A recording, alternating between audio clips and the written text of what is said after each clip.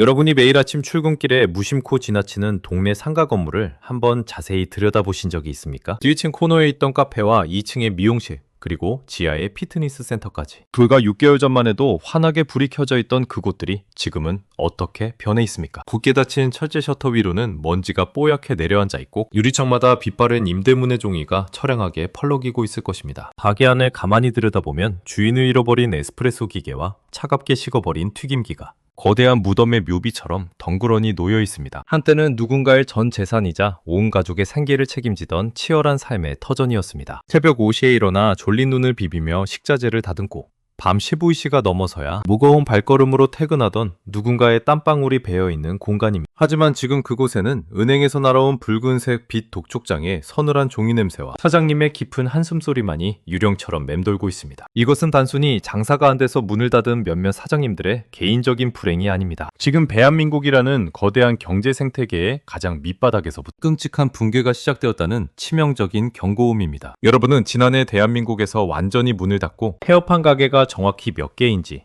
알고 계십니까? 무려 100만 개입니다. 하루에 2,700개의 가게가 도저히 버티지 못하고 간판을 뜯어냈다는 뜻입니다. 이 100만이라는 숫자가 품고 있는 현실적인 충격은 단순히 통계청의 발표 자료로 끝날 문제가 아닙니다. 과거와 한번 비교를 해보겠습니다. 불과 10년 전인 2010년대 중반만 하더라도 직장에서 은퇴하고 퇴직금으로 치킨집이나 카페를 차려 제2의 인생을 화려하게 시작했다는 성공 신화가 온 동네에 넘쳐났습니다. 그 당시에는 골목마다 사람들의 온기가 살아있었고 주말이면 가족 단위의 손님들로 작은 식당들마저 발 디딜 틈이 없었습니다. 초보 사장님들도 월 400만 원 이상의 순수익을 가져가며 직장인 부럽지 않은 생활을 유지했습니다. 하지만 현재 2026년의 현실은 지옥 그 자체입니다. 월 수입이 100만 원도 채 되지 않는, 즉 최저임금을 받는 아르바이트생보다도 돈을 못 버는 자영업자가 무려 922만 명에 달합니다. 2019년에 611만 명이었던 것과 비교하면 불과 몇 년 만에 300만 명이 넘는 사장님들이 벼랑 끝으로 등 떠밀려 빈곤층으로 전락한 것입니다. 이 거대한 몰락의 현상 앞에서 우리는 세 가지의 미래 시나리오를 예측해 볼 수 있습니다. 최선의 시나리오는 극적인 내수 소비 진작과 정부의 파격적인 부채 탕감으로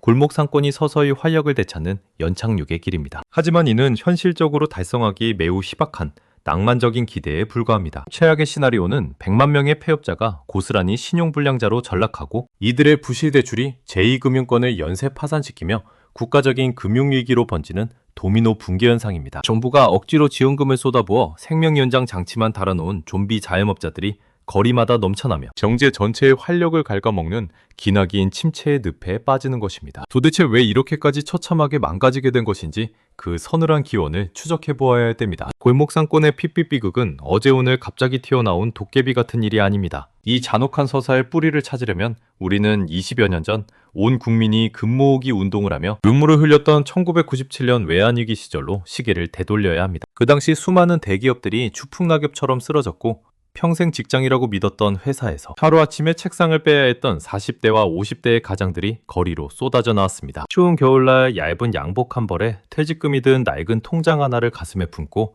회사 문을 나서던 그들의 어깨는 한없이 무거웠습니다. 아직 학교에 다니는 아이들의 등록금과 매달 갚아야 할 주택담보대출이자는 자비 없이 그들의 목을 조여왔습니다. 재취업의 문은 굳게 닫혀 있었고 결국 그들이 선택할 수밖에 없었던 유일한 생존의 동아줄은 바로 자기장사, 즉 자영업이었습니다. 이때부터 대한민국은 전 세계에서 유례를 찾아볼 수 없는 거대한 자영업 공화국으로 병모하기 시작했습니다. 데이터를 통해 이 기형적인 구조의 현실을 낱낱이 해부해 보겠습니다. 현재 우리나라의 자영업자 비율은 23.2%입니다. 단순한 퍼센트로 들리시겠지만 이것은 경제협력개발기구 38개 국가 중에서 5번째로 높은 압도적인 수치입니다. 세계 최대의 경제대국인 미국은 자영업 비율이 6.1%에 불과하며 제조업 강국인 독일은 9.3%, 그리고 이웃나라인 일본조차 9.5%에 머물러 있습니다. 우리는 미국보다 4배, 그리고 일본보다 2배 이상 많은 사람들이 스스로 사장님이라는 타이틀을 걸고 피 튀기는 생존 경쟁을 벌이고 있는 것입니다. 과거에는 그래도 버틸만 했습니다. 2000년 초반에는 동네에 치킨집이나 분식집이 한두 개밖에 없었기 때문에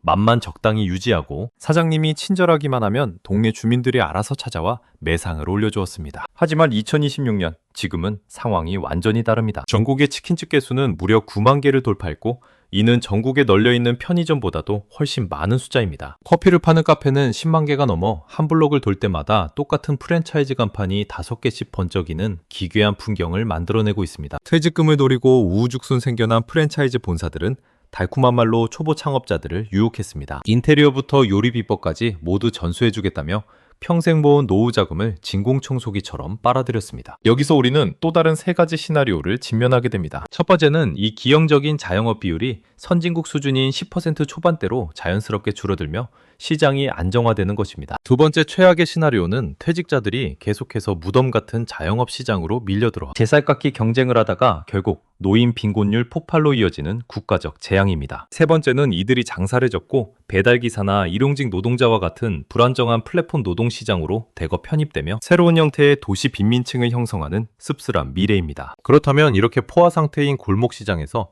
그나마 벌어들인 돈은 도대체 누구의 주머니로 흘러들어가고 있는 것일까요? 이 끔찍한 비극의 핵심에는 보이지 않는 거대한 거머리처럼 사장님들의 피와 땀을 빨아먹는 스마트폰 속에 배달 어플리케이션이 자리 잡고 있습니다. 가게 주방을 한번 상상해 보십시오. 기름이 튀고 불길이 솟아오르는 뜨거운 주방에서 사장님은 화상을 입어가며 쉴 새 없이 웍을 돌리고 음식을 포장합니다. 이마에는 굵은 땀방울이 맺히고 손목은 인대가 늘어나 욱신거리지만 쉴 틈이 없습니다. 계산대 옆에 놓인 작은 기계에서는 쉴 새 없이 주문이 들어왔다는 날카로운 알림음이 울려 퍼집니다. 과거 같았으면 이 소리가 곧 돈이 들어오는 경쾌한 축포였겠지만 지금 사장님들의 표정에는 식은땀과 절망만이 가득합니다. 왜냐하면 팔면 팔수록 오히려 손해를 보는 기이한 경제학적 모순이 발생하고 있기 때문입니다. 이 메커니즘을 구체적인 수치로 뜯어보겠습니다. 고객이 2만 원짜리 음식을 스마트폰으로 주문한다고 가정해 보겠습니다. 과거에는 배달원을 직접 고용하여 월급을 주거나 고객이 매장에 와서 먹었기 때문에 식자재 원가와 임대료를 빼고도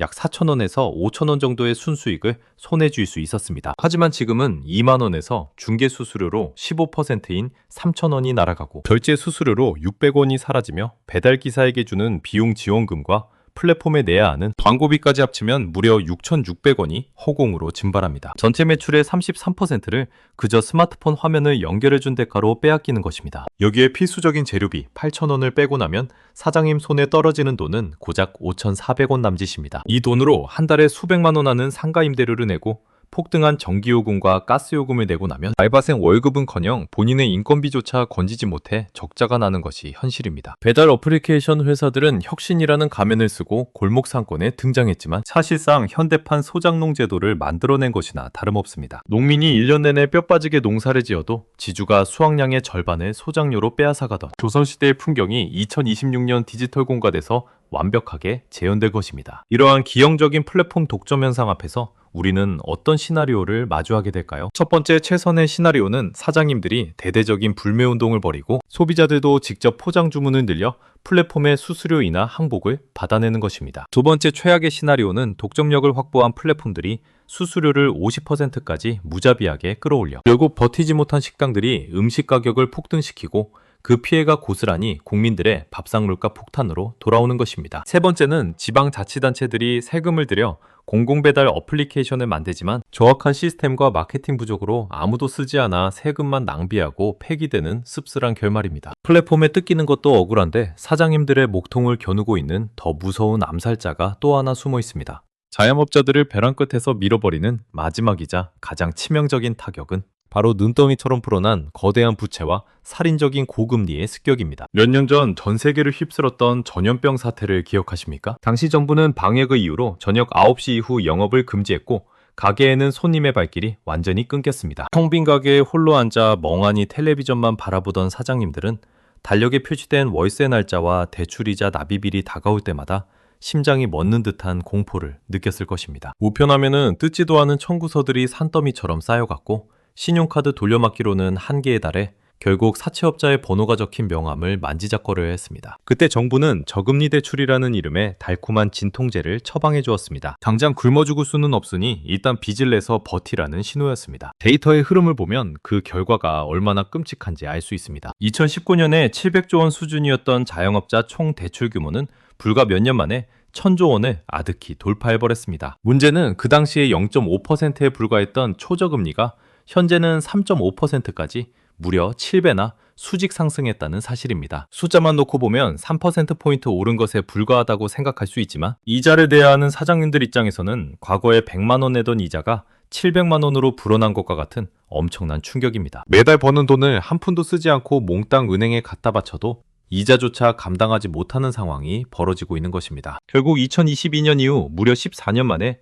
취약 자영업자의 대출 연체율이 사상 최고치를 경신하는 재앙이 터지고 말았습니다. 이것은 단순히 숫자가 올라간 것이 아니라 빚을 갚지 못해 야반도주를 하거나 극단적인 선택을 고민하는 사람들이 우리 주변에 그만큼 넘쳐난다는 잔혹한 증거입니다. 이제 우리는 빚에 늪에 빠진 대한민국을 두고 세 가지 시나리오를 그려보아야 합니다. 첫 번째 기적적인 시나리오는 세계 경제가 안정되면서 기준금리가 다시 1%대로 극적으로 떨어져 사장님들이 이자 폭탄에서 해방되고 숨통을 트는 것입니다. 두 번째 파멸적 시나리오는 물가를 잡겠다는 핑계로 금리가 6% 이상으로 치솟고 이자를 못 낸 자영업자들의 담보 물건이 경매 시장에 헐값으로 쏟아지며 부동산 시장까지 연쇄 붕괴하는 국가적 대공황입니다. 세 번째는 정부가 선거 표심을 의식해 국민들의 혈세로 자영업자들의 빚을 강제로 탕감해주고 이로 인해 성실하게 빚을 갚아온 일반 국민들의 엄청난 분노와 조세 저항이 폭발하여 사회적 갈등이 극에 달하는 혼란의 시대입니다. 여기까지가 우리가 표면적으로 알고 있던 자영업의 슬픈 현실이었습니다. 오늘 영상이 유익하셨다면 구독과 좋아요 부탁드립니다. 시청해주셔서 감사합니다.